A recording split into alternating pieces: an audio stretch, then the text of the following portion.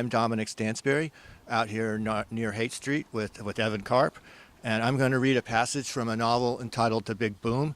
It's set in San Francisco back during the high-tech boom.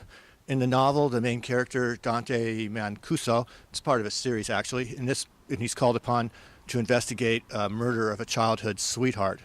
This particular passage is set in the morgue when he goes down to see if this person is the person he knows from long ago. Unlike the living, who held their secrets within, the corpse had no shame.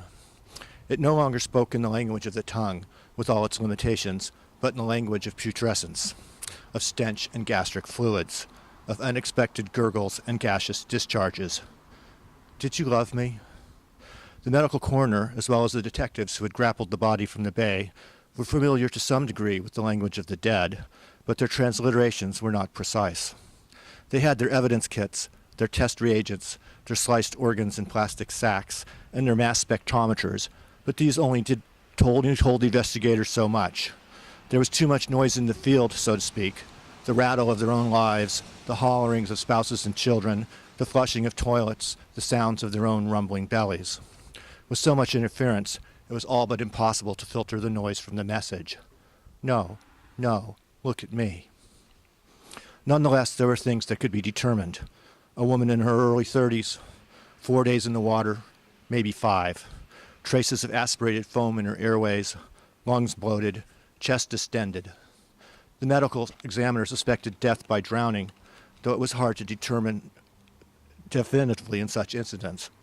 It was possible, too, the young woman had been dead before she went in. There were wounds to her head and extremities, but it was hard to tell what these meant.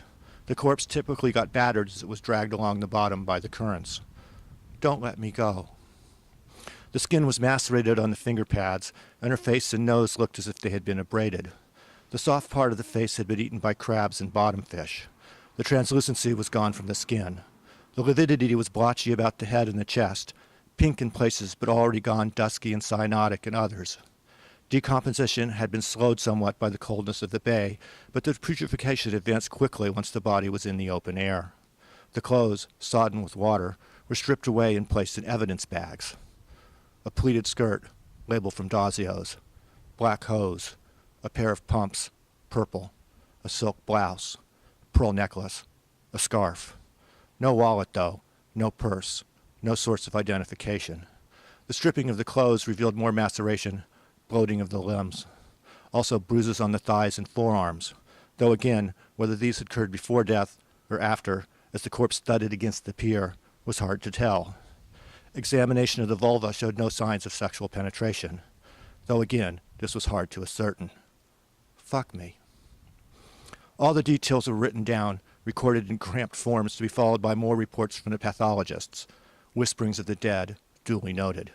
If you read the hieroglyph correctly, it led to other documents, to a missing persons report, maybe, and eventually to an address. And inside that address were rooms, drawers filled with bills, papers, more scribblings, phone messages, all which led to friends and family, if there were any, hence to conversations with the living, more hieroglyphs transliterated through memory and dreams. Don't forget me. In the morgue now, there was the sound of the refrigeration unit, then footsteps, and a long metal drawer sliding open on its rusted hinge.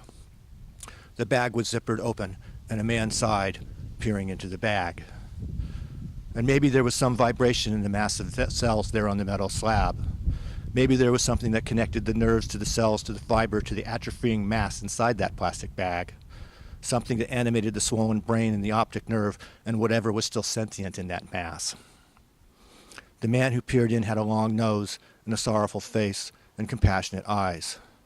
His looks had excited the corpse once upon a time, when it was not a corpse, when the bacteria that inhabited the animal were different bacteria and the energy congregated in a different way. The memory of him, or its chemical remains, lingered inside the flesh, and so his presence was recognized in some way. Or so the man imagined. He imagined the corpse peering out from the bag as he peered in. In another minute, he went away. His footsteps receded, and then the corpse was slid back into the wall, into the cold and dark. Dante, the corpse whispered. The voice was in his head, Dante told himself. It wasn't real. But such distinctions didn't matter. Take me home. Once it got inside of you, there it was. You had no choice but to listen. Don't abandon me. Don't leave me here. Thank you.